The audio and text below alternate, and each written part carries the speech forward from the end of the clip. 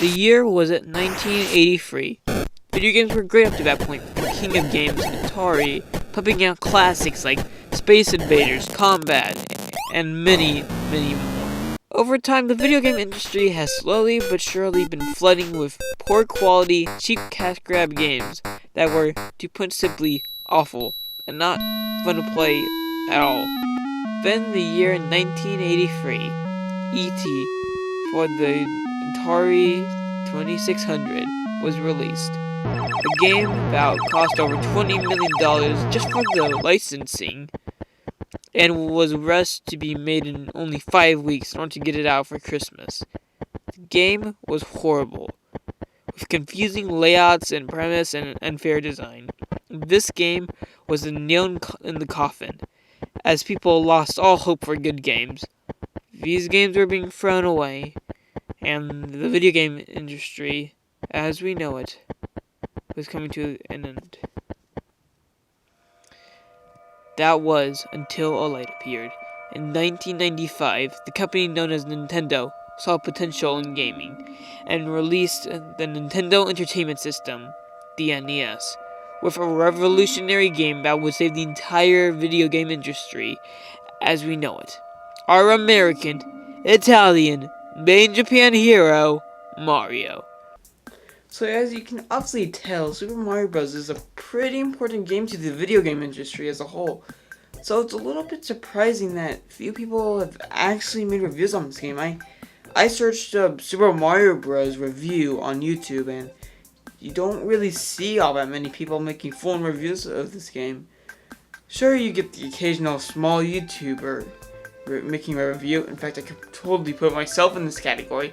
But overall, the only time people do make reviews about Super Mario Bros. is an analysis or collection of games covering multiple Mario games because, quote unquote, it's too small of a game. Or someone probably said that, I don't know. With Super Mario Maker 2 coming out in a couple days, which, oh my gosh, I'm so excited for! Oh my gosh! I can't wait to build those levels, it's so good! I thought that before we explore an almost endless amount of possibilities, we should check out the game that made all of this possible. So if this is what you're deciding to do with your free time for your summer, trying to stretch out a 20-minute, 24-year-old NES game into a 10-minute review. Yep! To be perfectly honest, I've never played the game for real until a couple months back when I got my very own NES from a swap meet. So all that stuff I said at the beginning is what I've learned from my time here watching YouTube and Wikipedia.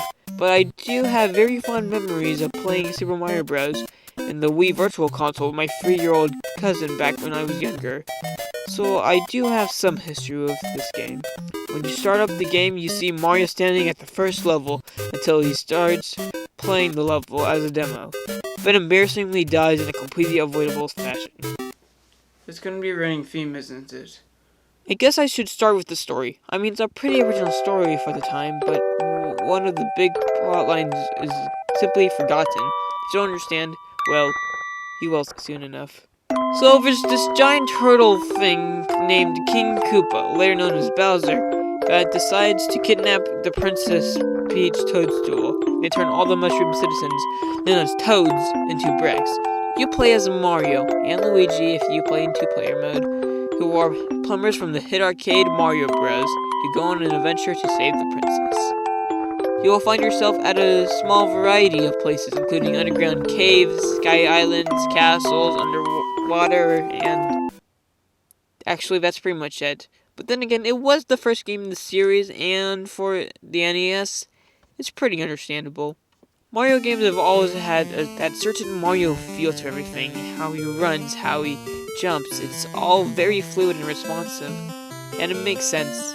More than anything, I'm just glad they didn't keep the fall damage from Mario's original appearance in Donkey Kong. That would suck. The very first level is one of the most iconic levels in all of gaming history. Not even that, in all history in general. The scene is perfect. You have a completely empty screen where you can experiment and figure out all of your moves. You can run by moving the D-pad, and you can jump by pressing A. You can also sprint down by holding B to run faster. This is perfect for new players who are trying to figure out video games for the very first time. And when it comes to platformers, if you figured out Mario, you've pretty much figured out how to play all platformers ever made. Once little Johnny figures out the controls, it's time to venture out to the right and begin your adventure, where you're already learning about loads of new things. There's a Goomba that marches straight towards you, and you have many ways of taking him out. You can simply jump on him, or you can jump on the top of the block to walk off and fall on his head. And this teaches players how to take out pretty much all enemies in the game. You could even try to avoid the Goomba altogether by jumping over him and not going back, which is definitely another way to approach enemies. Over time, this concept gets mixed up more and more, like piranha plants. These enemies teach you the concept that spikes should not be touched, so you know not to jump on them. This carries over with all spiky enemies. Fish and squids also count in this category, which is kinda weird. Maybe physics and molecular structure change in water in the marine universe or something, I don't know. What I don't get is that all he did was touch me with a soft, fleshy, organic fish fin, and that killed me. What? You get introduced to all kinds of other mechanics, like hitting question mark boxes to get coins that give you 1-up mushrooms when you collect 100 of them, power-ups like the mushroom that make you big so you can break bricks, and the fire flower that lets you throw fireballs that kill enemies, secret warp pipes that take you to bonus rooms filled with coins, and disguised bricks filled with coins, power-ups, and even more 1-ups. And let me tell you, you're gonna need those 1-ups, because you don't get very any opportunities to get them. And it can be very easy to die in this game. The #1 rule of the original Super Mario Bros. Games is, don't get cocky. You could still die in one hit. A miscalculated jump or even a simple Goomba can kill you if you don't think it through. And don't you dare get me started on the Lakitus. These cloud-flying, spiny-throwing turtles are the living embodiment of a child's nightmare. They're so difficult to take out. That's before you realize that you can easily take them out by jumping on one of these blocks and landing on his head.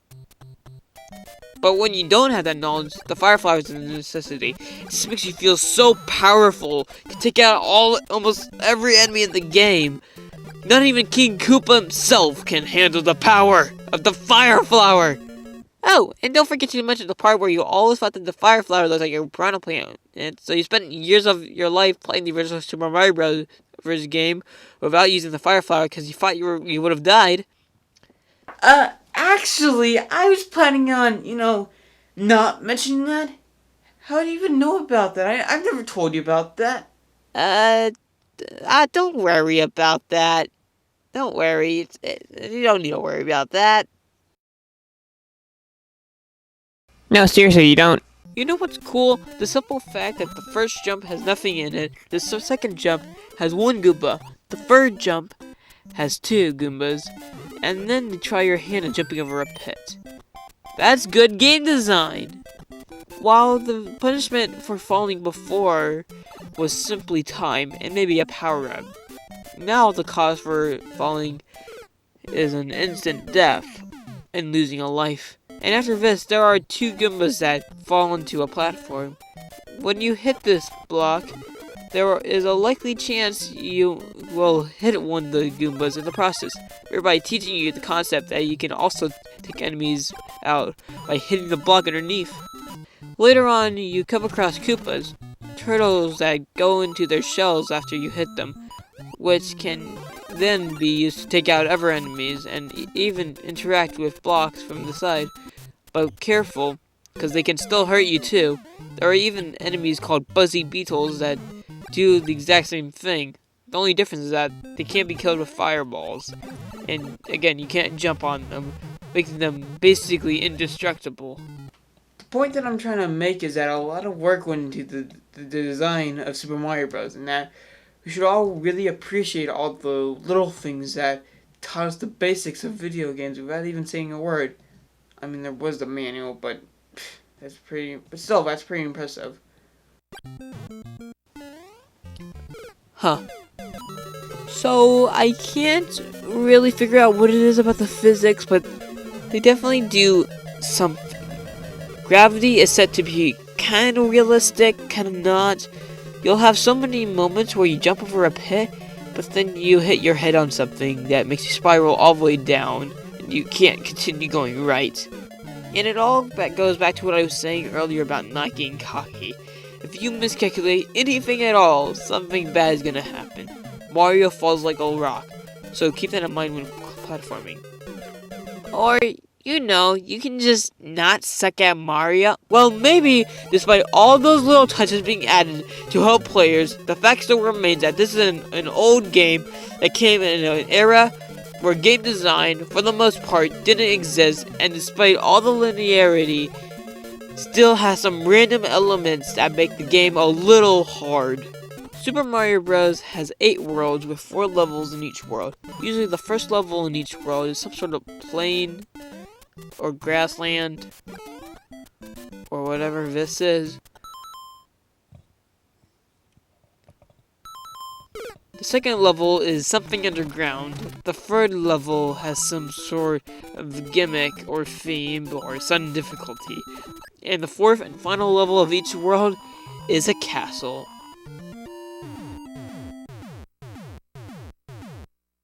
The castle is no joke. There's fire everywhere. Fire bars, lava, fire, bubbles,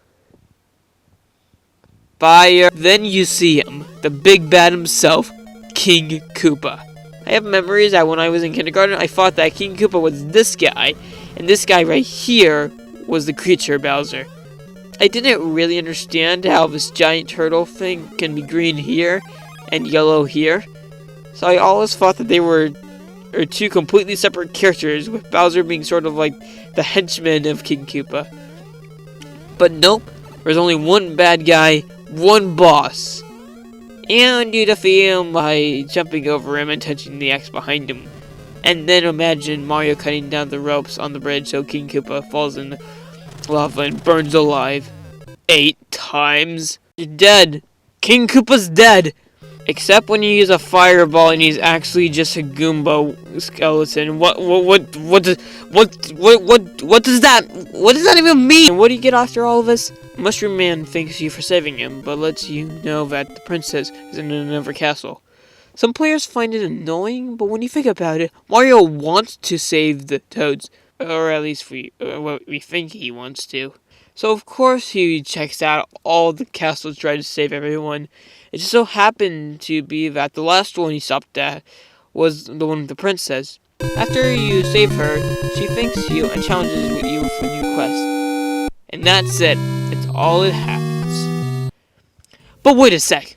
What about the other Toads? Didn't King Koopa turn them all into bricks? Weren't we supposed to be saving them? What happened to that plotline? And more importantly, what happened to them? Is it true that all the blocks that are floating around the world are the Toads?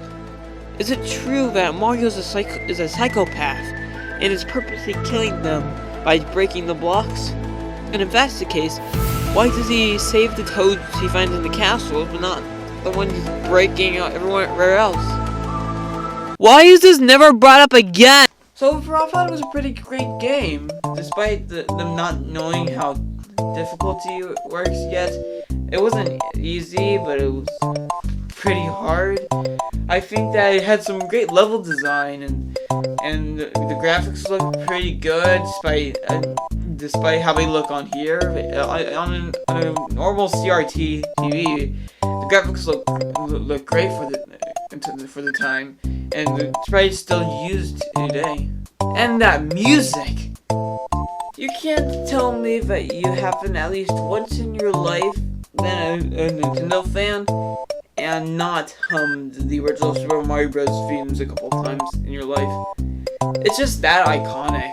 So overall, I give this game 9,000 pixel points, leveling it up all the way to level 18.